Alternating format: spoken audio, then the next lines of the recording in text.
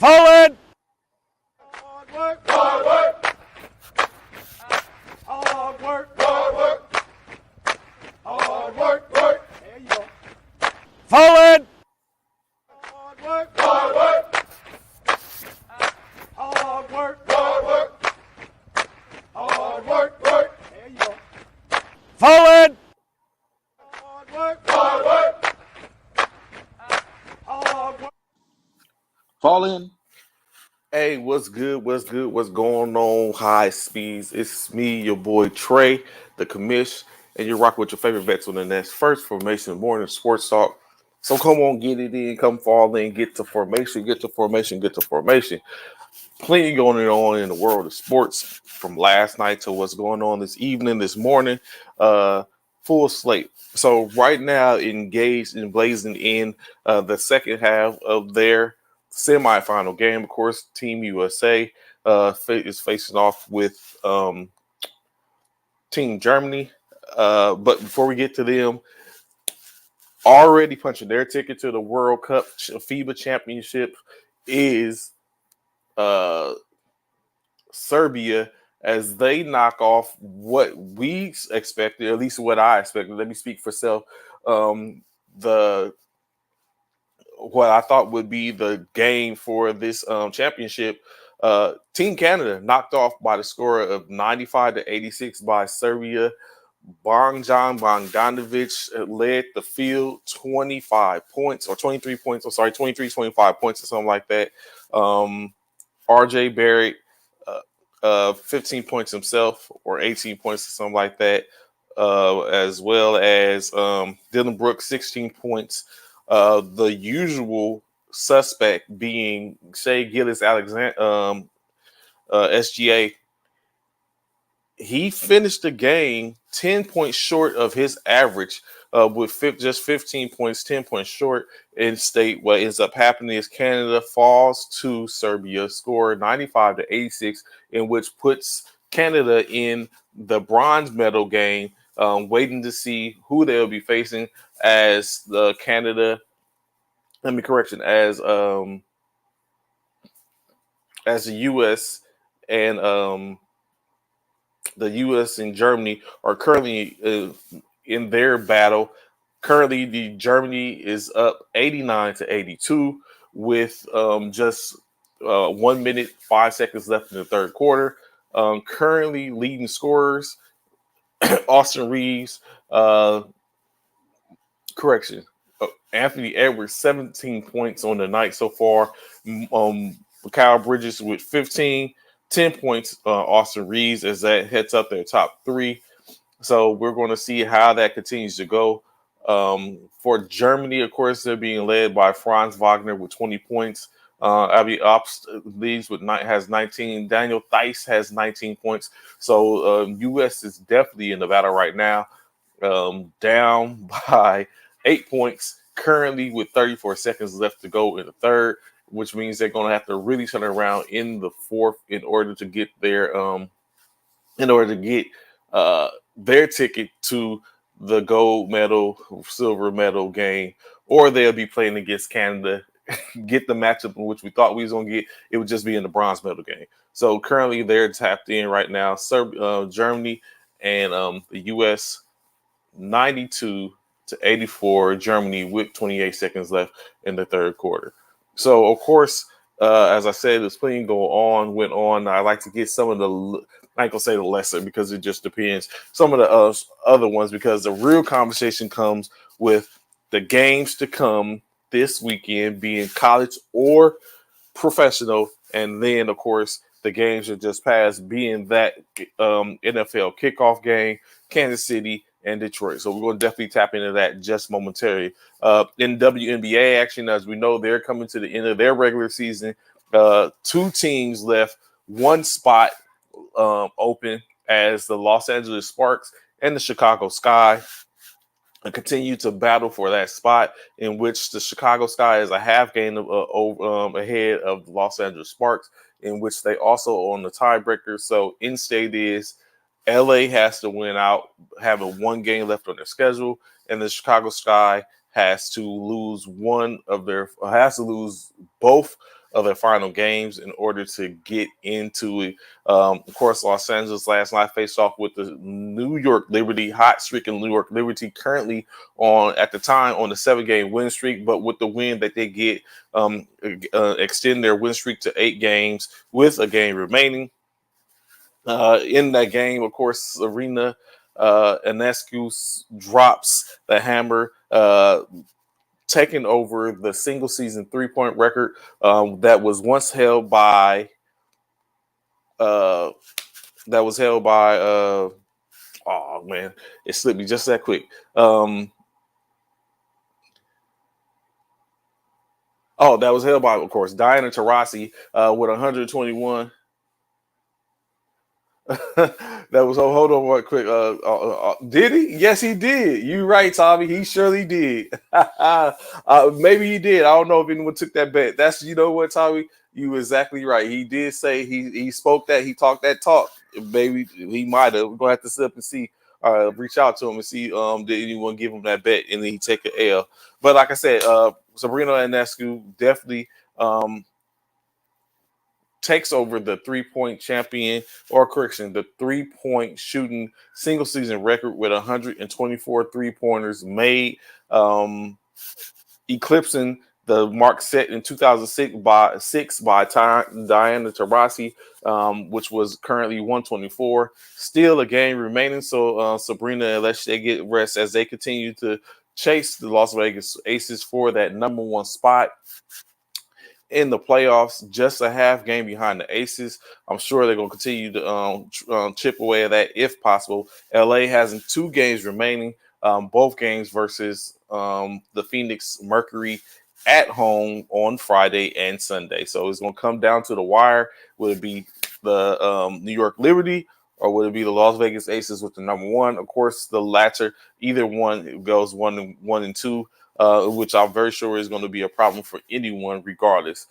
As the Los Angeles Sparks and the Chicago Sky vie for that last spot. Currently, Chicago Sky sitting in that spot, as I just stated, in which they are on us. Actually, we'll see. Let's go Sparks. Of course, in other news, the MMA will have their event this weekend. Andre Adesanya will face off against Strickland for the middleweight championship. Running it back, there be the main card. So if you're into that MMA, pugilistic, and all that type of stuff, that's where you'll be. UFC 293 this weekend, of course.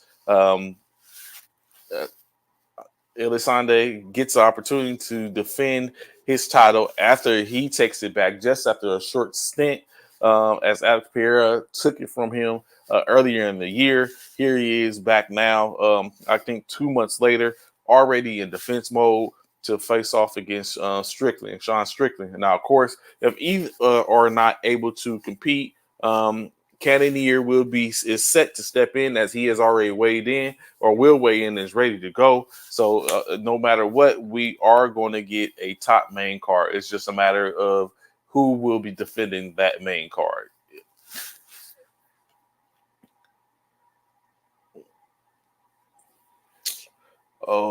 Anything. So where do I start? You know what? I'm not going to start there. Just a continuous update.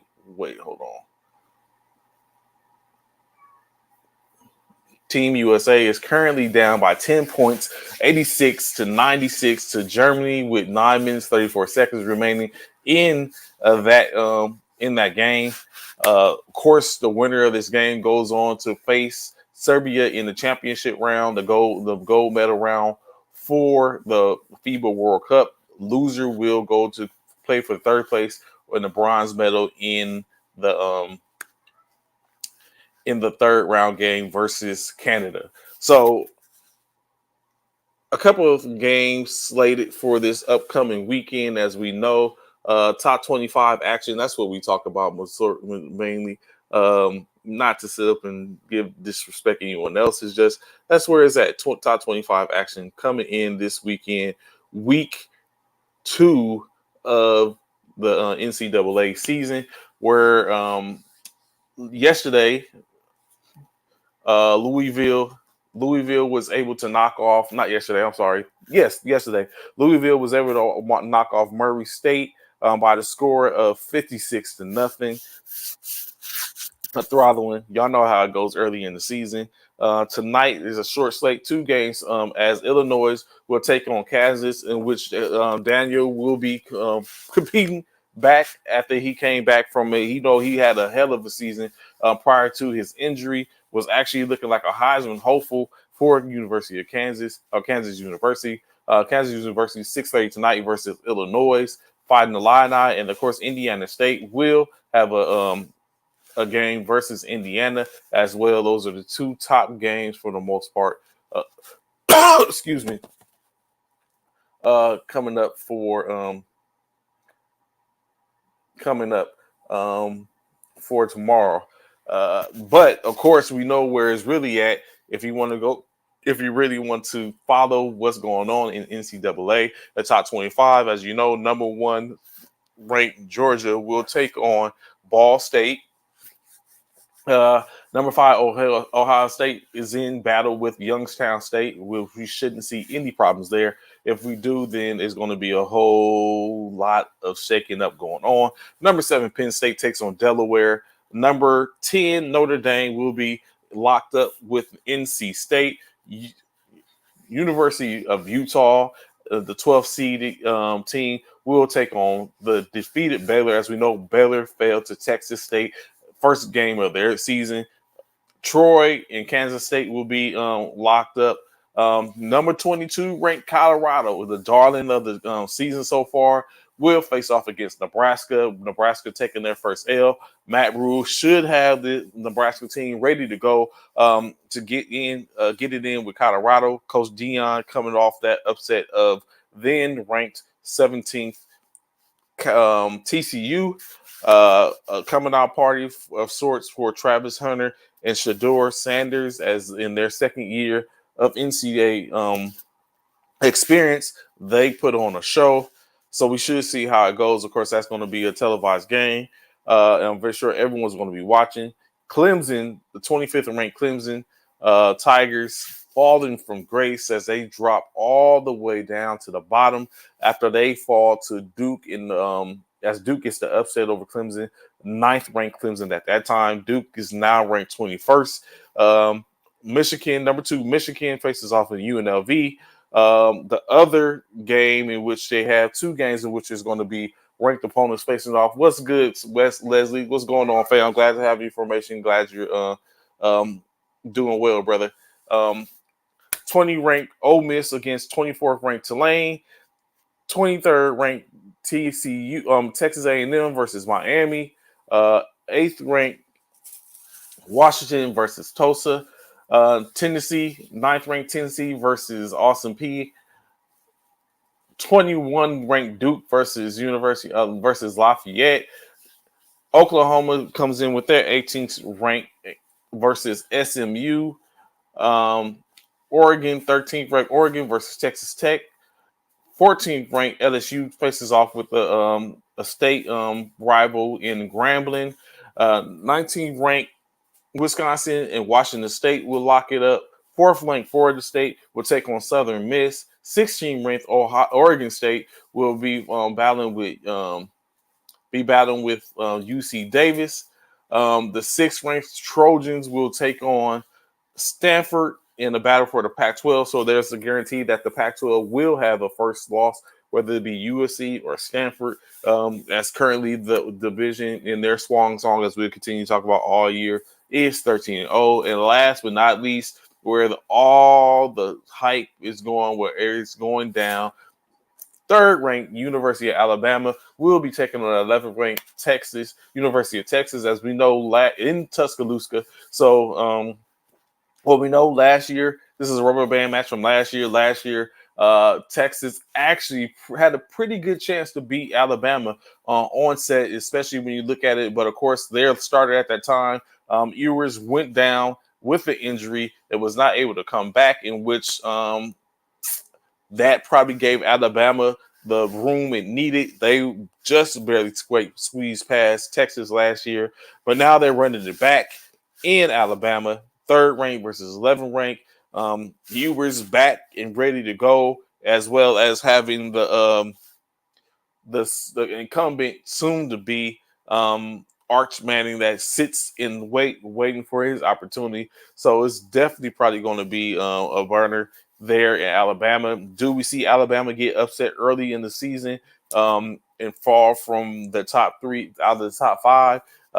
Does Texas have what it takes? Steve Sarkisian coaching them guys up to be successful. We're going to see as that get ready to go down. Texas and Alabama tomorrow, 6:30 Central Standard Time for their kickoff.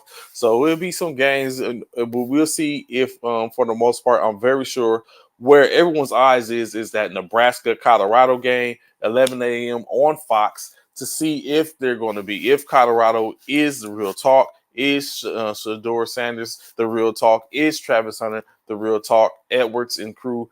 Can we still see? Will it be another shootout? Who is Colorado at this point? So look forward to definitely seeing that on how it goes down. Everyone's going to be watching Fox.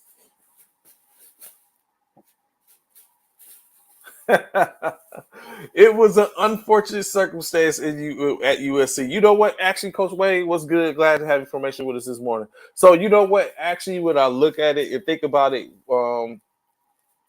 I was looking at Sarkisian the other day, and I was wondering, like, hey, Sarkisian looked like he done sit up and took care of, handled them demons, and he's and he might be in a better place now. That might have been a lot, saying for him being at his being at USC, running it back after all that time and trying to bring him back to glory. It just might have been too much. So I don't know, but we'll see if he's able to turn that around and handle business.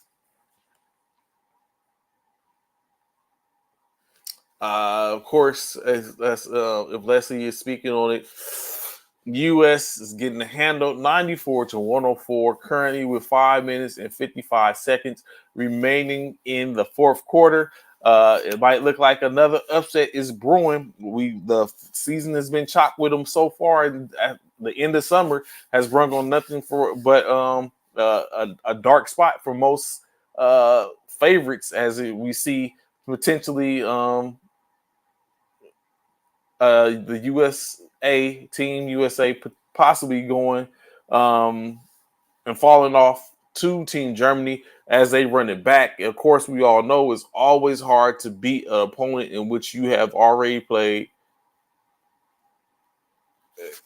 When you think about it, Team Germany gave Team USA fits during their play or with the tune-up in which they showed, how it goes.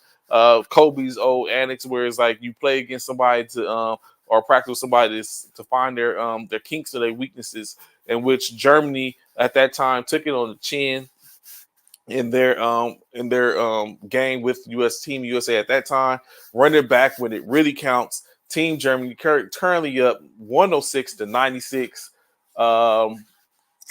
Currently USA starters: Jalen Brunson, Jared Jackson Jr., Anthony Edwards, Josh Hart, and Mikal Bridges currently in the lineup. 5 minutes remaining in the game. US down 10 points. It's not looking too well. Any case, USA will still be contending for a medal. It just won't be the medal in which we thought. So when you look at it, and it all breaks down to, was this assortment of players that Team USA sent, were they built for this? Of course, the conversation has been they didn't have enough size to continue with these players. They, of course, like we said, got blitzkrieg by Team Lithuania with hot shooting, which you can't really account for that hot shooting. But again, of course, there was no way to come back or make a comeback because of the size of Team Lithuania compared to the U.S. Currently, you have somewhat of a similar situation in Germany. Of course, the recipe was wrote on how to beat Team USA. They went and took off early to Italy in their quarterfinal game, which put them in position to play Germany. Germany currently up 106-96 with 4 minutes and 42 seconds remaining in the game. It's not looking too hot for Team USA. All that talking, which we had yesterday, conversation, which we said in state is you probably get the game in which we was looking for. That being Canada and the Team USA. However, that game will be in the bronze medal game if Team USA is not able to turn it around.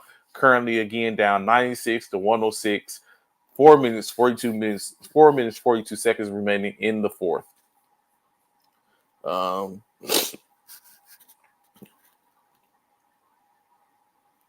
see Leslie saying one center, actually Kessler, and they don't give him Burn.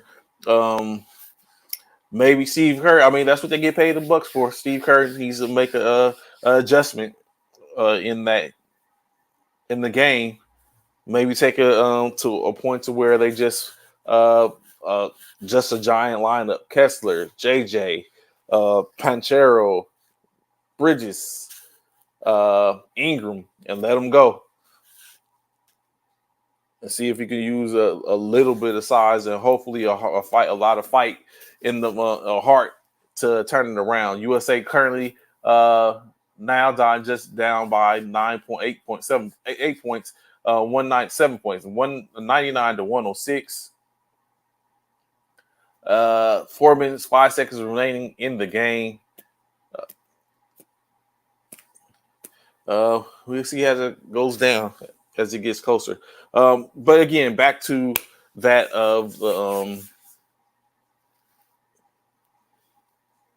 back to the college football. Like I said, some good games going on. We shouldn't see much really except for blowouts in the couple of them. Ball State and Georgia. These games are set up.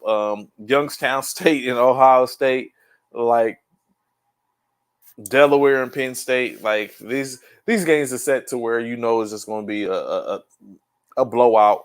At this point, I wonder who's going to get the triple digits, if someone gets the triple digits in this game. But what I will say is some of these teams come in with the idea of, yes, we came in to fight.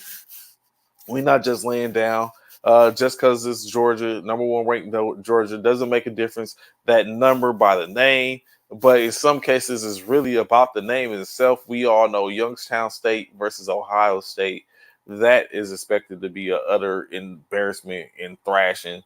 The NC State, and hence the reason why I didn't say, because NC State, North Carolina State plays in a Power 5 conference.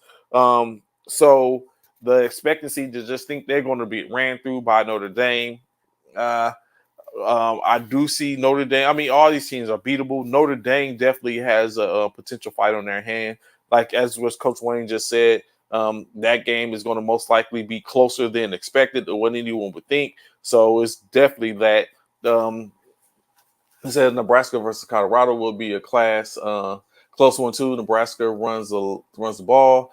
The test Colorado's front four, which is supposed to be their weakness, in which maybe everyone has it to where they're seeing it from that was the weak spot. If TCU would have continued to run the ball, they possibly would have been victorious as well, in which they went away from it. A couple of short things, the breakdowns on defense, in which led that.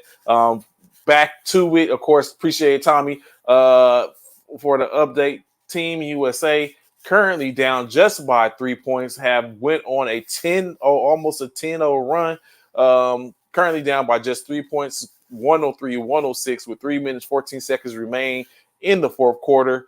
I guess they sure to show that heart. Anthony Edwards leads the Team USA with 23 points. Jalen Brunson, 15 points on the day, 17 points from Mikal Bridges. And then they got points sitting on the bench. Austin Reeves currently with 13 points. But expectantly, what you would think, if Austin Reeves is on the bench, that means the starters are cooking right now. So they are able to, let's keep rolling with that. Keep the momentum going. Team USA just down. Currently on a 7-0 run, down 103-106, 3 minutes and 14 seconds remaining in the game. Of course, we know the winner of this game will go on to play in the gold medal round versus Serbia. As I stated earlier, Serbia knocking off Canada by the score of 96-89, in which Bojan Bogdanovic toasted Team Canada with 25 points. I forget. I'm sorry. But he did put on a spectacle. And as well as they even, I don't know if they held it down or he held down himself. Shea Gillis Alexandra, finishing with just 15 points on the day when he usually averaged about 25 points a game. Team USA still down 105-108. 2 minutes 41 seconds remaining in the game. Not looking too hot, but Team USA keeps chipping away, just down by 3 points, keeping it pretty close. We'll see how this ends up. Continue on in the fight. Winner goes to the gold medal round. Loser goes to the bronze medal round. And, of course, it's a little bit different for Team USA. If they lose, we already know what that's going to look like, how that's going to turn out. 2 minutes and 5 seconds remaining in the game. For Canada, of course, they're led. They have 3 players, 20 points, as they have a 8-man rotation going on. Correction, a 9-man rotation going on for Germany. 4 of their 3 of their starting 5 currently in 20 points apiece. Daniel Theist, Franz Wagner, and Ops, all 21, 21, and 22 points currently on the night. Team Germany still up by 3 points with 2 minutes and 5 seconds remaining in the game. Let's see how's that end up coming back to that momentarily. But back to what Coach Wayne was just talking about, in which I do think that Notre Dame will have a pretty good game on their hands. Same thing with Nebraska and Colorado, not necessarily stating that, okay, Coach Dion is basically what it comes down to is if Team Buffalo or Colorado University can hold the line and they can show that they are within they are the real deal. What they showed against TCU is what they're going to be showing and having on display night in, night out. You're just going to have to beat them, or even your defense is going to have to be able to hold up against their offensive onslaught, or you're going to have to be able to shoot it out with them. That's what we've seen initially. We've seen a very precise and precision-based Sanders. So definitely looking to see how that's going to end up. Currently, U.S. just down by 1 point with 1 minute 35 seconds remaining in the fourth. It's coming down to the wire. Team USA has battled back just at the beginning of the fourth, where it was down by 10 points. They went on a quick run, now down just by 1 point, 107-108. Can Team USA pull this out? 1 minute 35 seconds remaining. So yes, Wagner brothers are pretty good when you look at it. Leslie, of course, one of them was in Los Angeles until he was shipped off to eventually ended up in Orlando. When the other came in from Michigan, the connection now, having them both in Orlando playing together is almost, I guess it's beneficial when you take into consideration they play for Germany. Now USA down with just seconds, 111-107.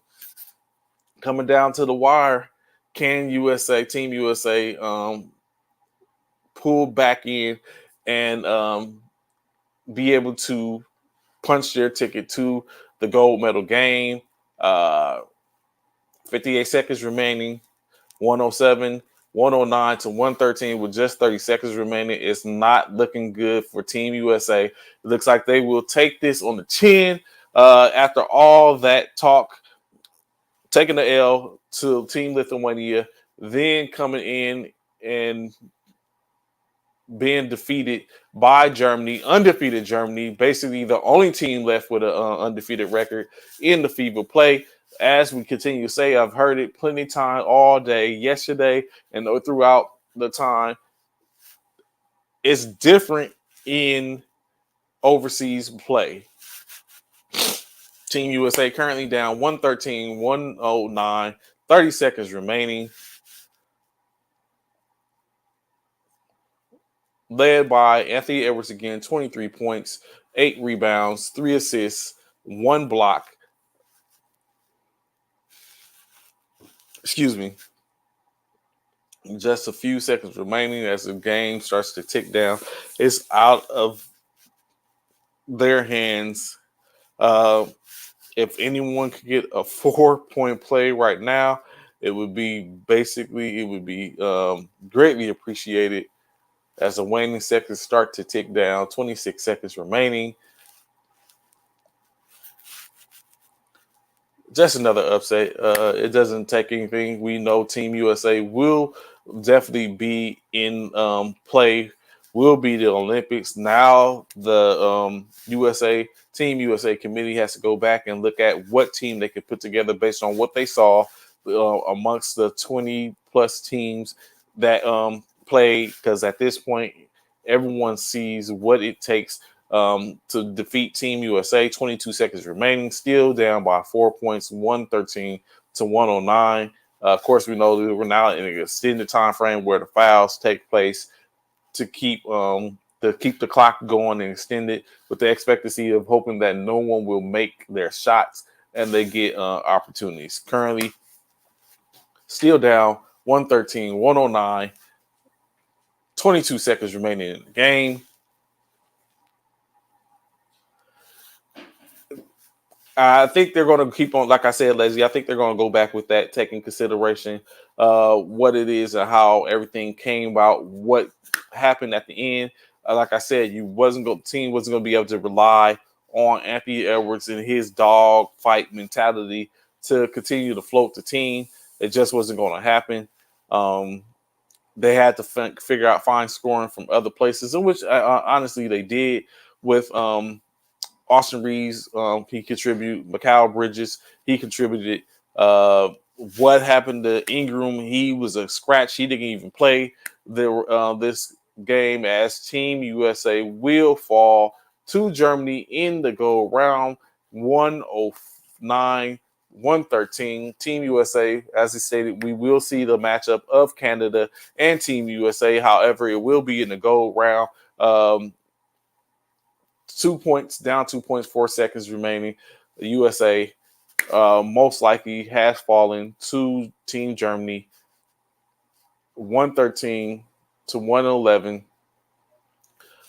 Franz Wagner led Team Germany. 22 points. No, correction. Ops led Team Germany 24 points, 6 rebounds, 24 points, 6 assists, 2 steals. Dennis Schroeder 17 points, 2 rebounds, 9 assists, 2 steals. Franz Wagner 22 points, 5 rebounds, 2 steals. 1 steal, 2 assists. To Team USA, led by Anthony Edwards, again, 23 points, 8 rebounds, 3 assists, 1 steal, 1 block, 17 points from Mikal Bridges, 2 rebounds, 3 assists, 2 blocks, 15 points,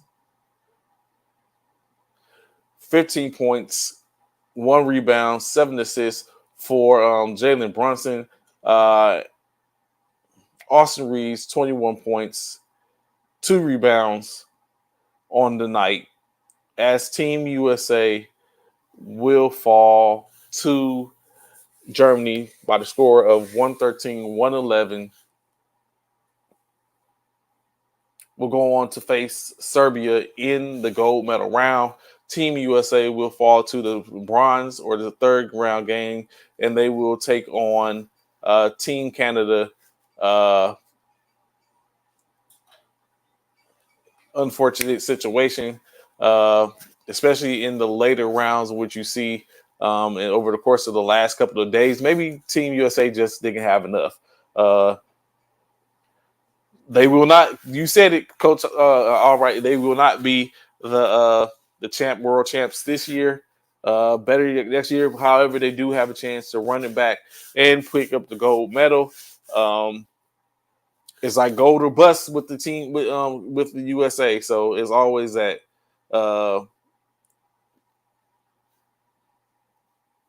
Always that. So going back, like I said, into college, great games to be sure. 11 o'clock tomorrow, Colorado and Nebraska. The aforementioned, who I mentioned before, USC. So I'm all up for it. Now, going into the NFL, before we get up out here, just real quick, like I said, just want to show my face and talk that talk. Honestly, going into NFL. So before we get to last night's game, right? Very interesting. Before we get to last night's game, of course, let's talk about another market reset. At this point, resetting of the market is just expected. Anytime a top player or a top tier player, which we're having a conversation about, saying that they're looking for an extension comes up, you can expect that the market is going to be reset. Now, how much longer would it go where this market resets continue to happen? We don't know. But what we do know is it has been reset as Joe Burrow becomes the highest paid NFL player in the history of the league. 104 years, highest paid player, reaching a extension of 275 million, in which 219 million of that is guaranteed, with the average of 55 million a year. Joe Burrow brings on. Now, when you look at this and we talk about this, in not saying that no one else deserves this, but without a doubt, Joe Burrow definitely deserves it. When I look at it, I had to sit up and think about it, and just as I speak, I came to that epiphany: like, this man deserves it. And Joe Burrow has turned around the Cincinnati Bengals. He's helped because you can't take away from the fact that he has a pretty good receiving core and Jamar Chase and Higgins and company, but they've turned it around. Think about where Cincinnati used to be when Joe Burrow got to the squad. The year before he got there, they were I think one game or 4 games or no games. They was the bottom of the barrel, which put them in position to even be able to potentially draft the soon to be national champion and Heisman Trophy winner in Joe Burrow. Take in consideration Joe Burrow's track when you think about it. I always sit and look back at this about where you were doesn't mean that's where you got to end. Because when you think about it, Joe Burrow was sitting in the Ohio State quarterback room on the bench, not getting any burn or anything like that. Nothing whatsoever. The man, we didn't even know Joe Burrow. Unless you have watched him during his high school career, he was buried on the depth chart in Ohio State. Of course, with the additions of the portal and the opportunities for people to go, especially when you take in consideration the COVID, Joe Burrow was given the opportunity to transfer from Ohio State to LSU. Shout out to the LSU scouting and everyone that did their due diligence to do to look at the scouting reports and look and see that they had something special on Burrow. Got him to transfer from Ohio State to LSU. Goes to LSU and sets the record for most passing yards, scoring, just a complete dominance of the college football scene during the year 2019-2020. Goes on to be drafted by the Cincinnati Bengals in 2020. Doesn't have the best of the seasons then. Goes down with an injury. Comes back the next year. Comeback player of the year. And it has been to 2 of the last 3 in the AFC championships. 1 appearance in the Super Bowl, in which they were defeated by the Los Angeles Rams. And all in all, when you talk about a horrible line, giving up the most sacks in NFL history and all that, Joe Burrow has been a man. Gets to $275 million, $219 million guaranteed, $55 million average, and now has reset the market. Now, of course, do we have any quarterbacks that are up and coming that's going to be able to do that of late? I don't think so. I think right now Joe Burrow has been has the highest the highest ceiling amongst those quarterbacks. As we know, Herbert and Lamar Jackson had their time of resetting the market.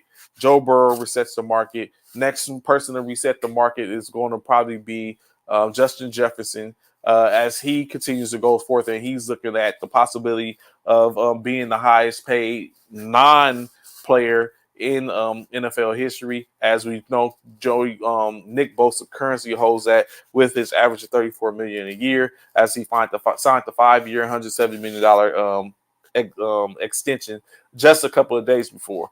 But we know that's coming up. Additionally, Chris Jones, who was in attendance at the game last night as he watched his team, the Kansas City Chiefs, get defeated by the Detroit Lions.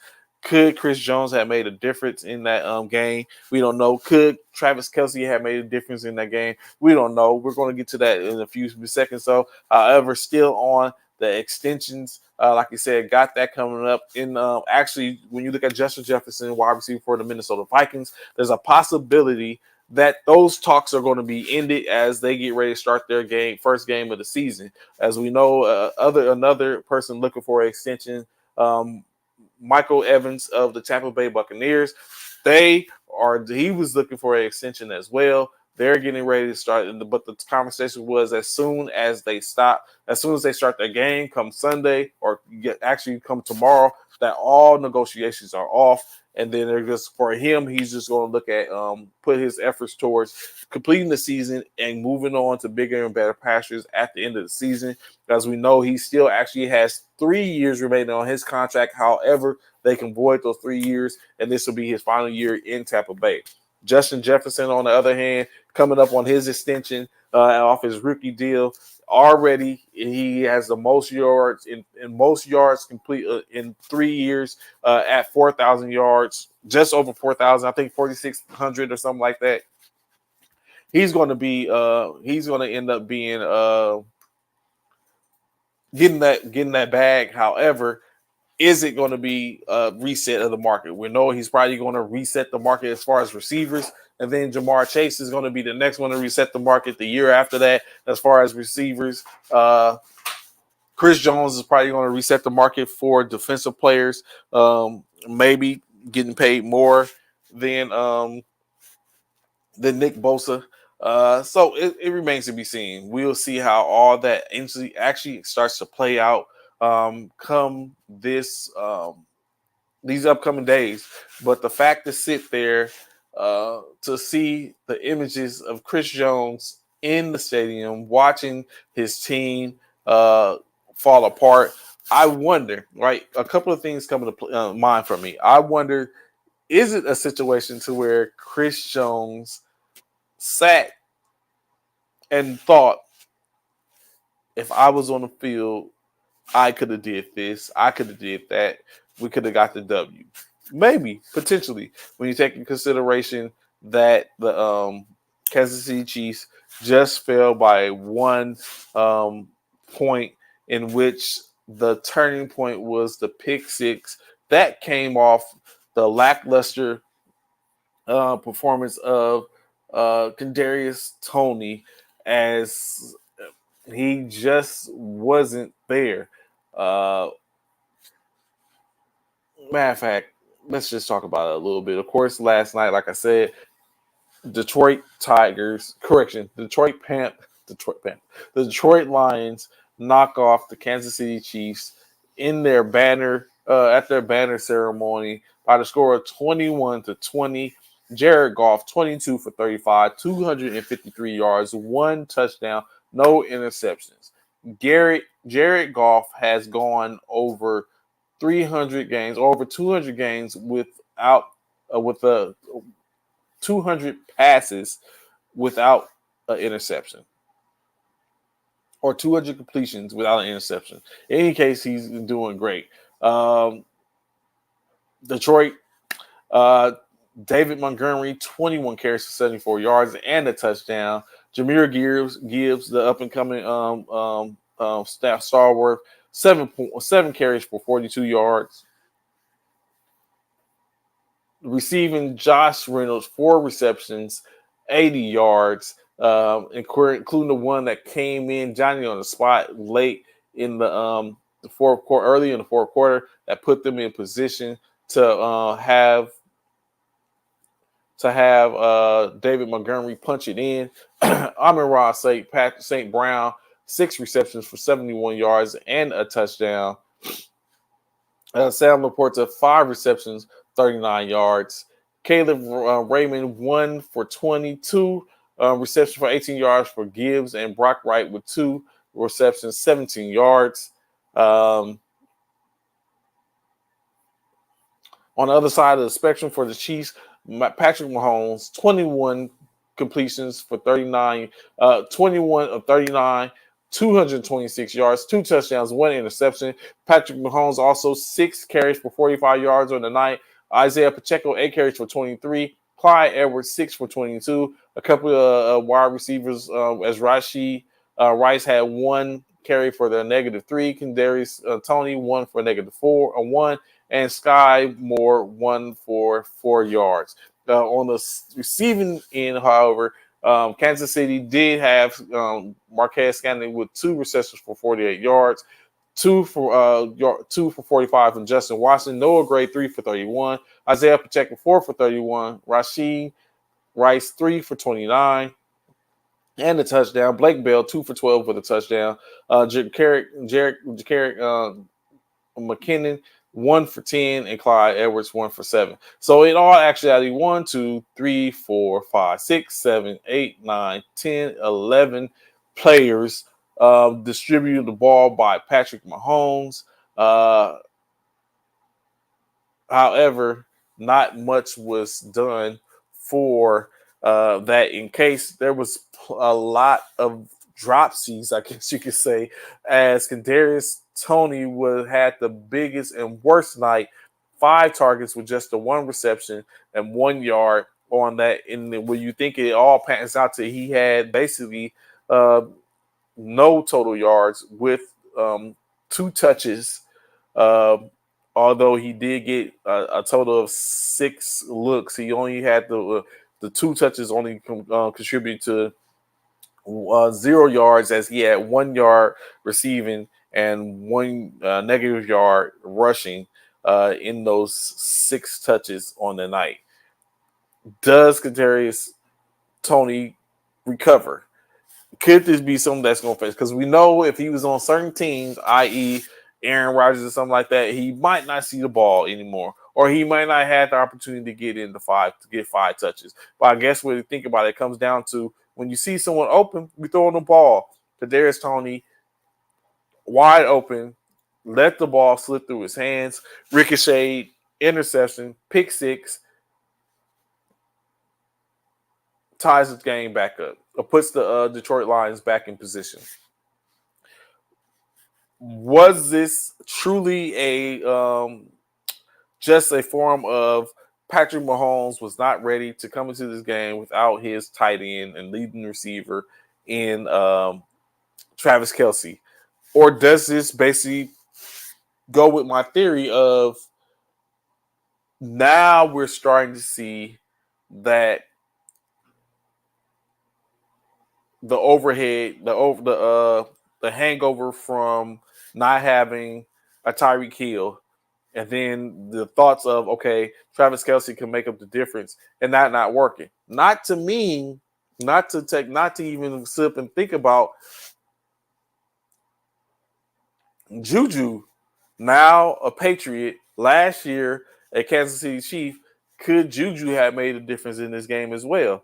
Like all the what ifs and stuff like that. In state is, Detroit did what they had to do. They came in as they continue to ascend. We have watched Detroit over the course of the last couple of years start to make an ascension up the ranks. They come in this year and they've been tipping and towing. They've been throwing them hands, and they keep on coming down to the last second to where they lose the game in the last waiting minutes. Not this time. Season opener in style with a 1-0 defeat of the former or the reigning defending Super Bowl champions and the Kansas City Chiefs. It's still 16 games remaining. This really doesn't hold any water, honestly. It's just a show that Detroit can potentially be effective. Of course, we still haven't seen. They have players suspended. We still haven't seen Wilson, who they drafted 2 years ago. Haven't seen him for the most part. He still has 5 more games to go before he's able to play. We see Gibbs, who's with a third of the tackles, just 30 yards short of what David Montgomery showed. David Montgomery showing who he could be. Still a little bit of thumper, although he did have a couple of lapses as he got blown up in the middle of the field, and then was called for a tripping penalty, in which put the team at a 2nd and 22 and at an ideal time. So I guess it's still more to be seen, but for the most part, wasn't a bad showing. I'm very sure anybody had, unless you're a Detroit Lions fan, had Kansas City winning this game. Of course, I know a couple of people who we talked and they still been messaging me. It's like they messed up their parlays and everything because they expected Jared Goff to throw an interception, in which he did not. Like I said, very proficient at this point. We act like Jared Goff ain't that. It can't be that dude. We got to take into consideration he's only a few years removed from being a Super Bowl quarterback. And what else could you expect? We expect differently. I think he's found this niche. He's finding more and more players that he's able to be comfortable with and distribute the ball. Last night, of course, throwing the ball 7 different targets last night, in which he had completions to. So I guess there could potentially be some upside to him after all. I'm not saying yet. Like I said, their division is open with the fact that Aaron Rodgers is now going on and he's now with the Jets. So we can potentially see some upside for him. So it remains to be seen. I can't wait to see how everything ends up playing out for them as we get ready to get into week 1. Of course, real quick, the slate for upcoming games as we get ready to get it in. Of course, the Bengals and the Browns will face off. I have the Browns with the $275 million man that's expected to make his debut. Although he had a right calf strain, I think he's expected to show up, in which you get an opportunity to see him in action and make sure that he's okay. Of course, you have Deshaun Watson with a full slate of practice. Now he gets a full year to operate. So I expect to see some good things from Deshaun Watson as well. We will see with all the hoopla just last year, a year before, in which Deshaun Watson was being put out there as one of the premier quarterbacks in the league. He gets the opportunity to claim that again. So we'll see how that goes. But in that game, I have Cincinnati in that game. The Texans and the Ravens will face off. Of course, going with the Ravens as Lamar Jackson comes back in, recovered from the injury, which took him out the last 6 games last year, even though they still made the playoffs, or was just short of making the playoffs. With new toys to play with, I just don't think the Texans are ready yet. Still have to get Rick Orions has to still get his feet under them as a head coach, as well as his CJ Stroud as the franchise quarterback. So there's some things to work out there. Bright spots as Pierce and Stingley are in that on that team. So it shouldn't take long, but I think the Texans fall in this one. So I got the Ravens. The Buccaneers and the Vikings. I'm going with Minnesota. Although I'll be honest, I just don't at this point really believe in Baker Mayfield. Although he has two keen receivers in Godwin and Evans. Rashad White showed he had what it takes to enough to where they were able to release and let go of Leonard Fournette. So, but I just don't know. To be on the safe side, in my mind, Minnesota will get this dub. Justin Jefferson, Jordan Addison, and Madison get a chance to show what they got, as well as T.J. Hawkinson, the new $17 million toy they have, as he got his money. Panthers and the Falcons, the beginning of. You know what? This one is actually a toss-up. I probably could have flipped the coin to look at this, but I do think I'm going with Carolina over the Falcons. I think I don't know. I just don't know about Desmond Ridder yet. He had some glimpse at Cincinnati the last year he played, taking them to a bowl game, CFP. But I just don't think he's ready yet. I think he's going to take a little more time. He does have Keenest and Drake London, and Kyle Pitts, Bijan Robinson now. So they have some young talent. It's just I don't know if all that talent comes together yet. The Panthers with a couple of wily veterans. They do have a new a rookie quarterback at the helm in Bryce Young.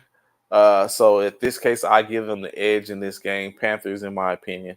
The Cardinals and the Commanders. I think the Commanders are going to be on a new attitude. The Cardinals having issues looking at the lacklusterness, I think, in their locker room.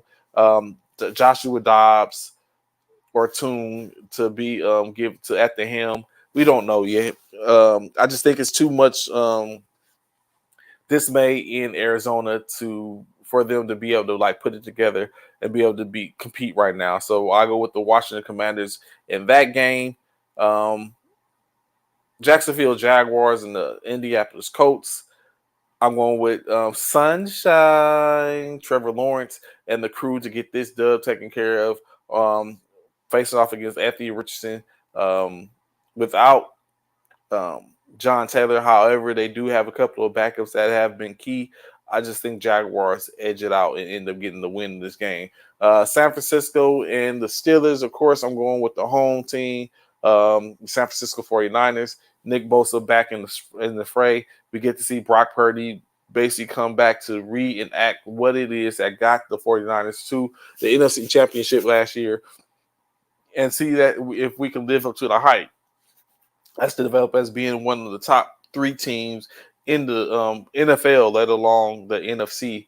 So San Francisco on that one. I have the Saints over the Titans.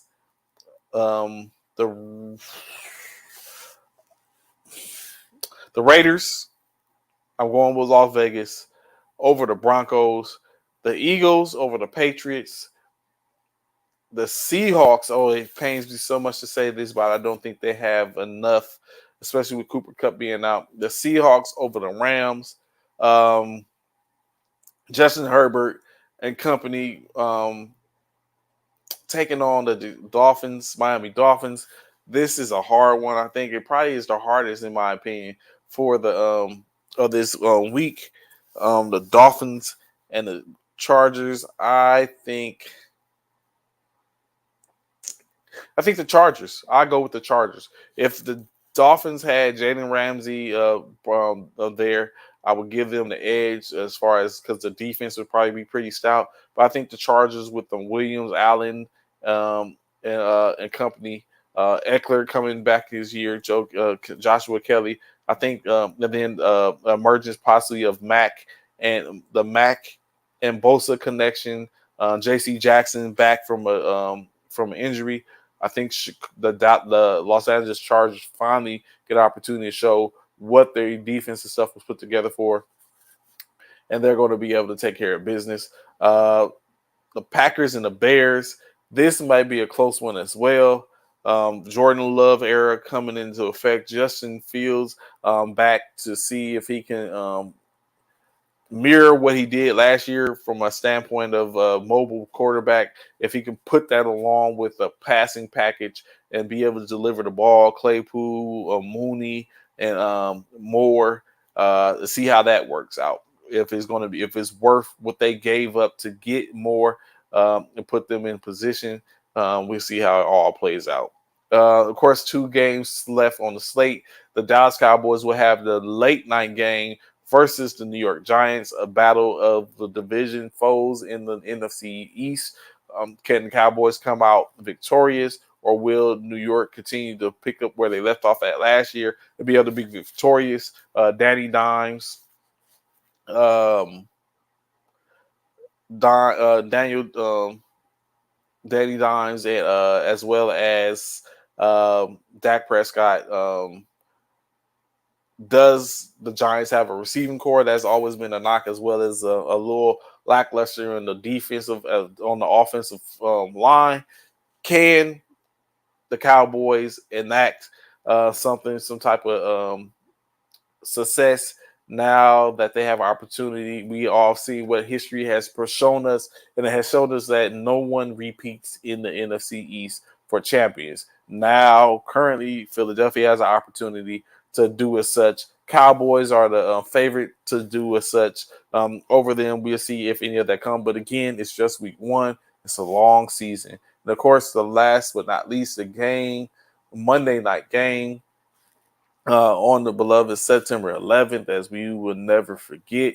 The Buffalo Bills will be facing off against the New York Jets. The era of Aaron Rodgers and being put on full display. Garrett Wilson, full display. Dalvin Cook, full display. Breece Hall, full display. We'll see where it goes. Sauce Gardner, full display versus Jared Allen and company to see what go on. Battle of the Cook brothers, I guess you can say, as James Cook is the starting running back for the Bills. Dalvin for the Jets. Diggs coming back. So it should be a pretty good weekend. In that game, I have the Jets. I think the Jets defense is going to be the difference if it holds up. So that's what we have. Of course, we go to recap just so you can have it on record. Bengals, Ravens, Vikings, Panthers, Commanders, Jaguars, 49ers, Saints, Raiders, Eagles, Seahawks, Chargers. I didn't say yet for that. Cowboys, Jets, and for the Packers and the Bears, I'm going to go with the Packers.